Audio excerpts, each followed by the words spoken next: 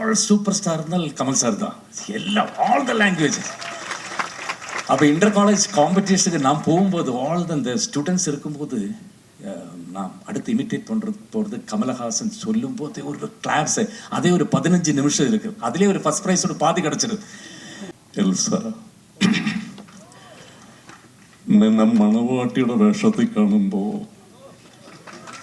ആകാശത്തുള്ള അത്ര നക്ഷത്രങ്ങളും എൻ്റെ കണ്ണിൽ വന്ന് നിൽക്കുന്ന പോലെ ഒരു തോന്നൽ.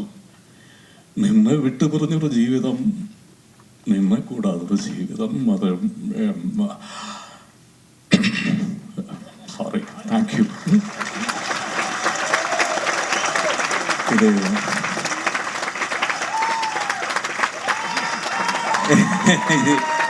இதை சொல்லித்தான் நான் மிமிக்ரி ஆரம்பிச்சது லைஃப்பில்.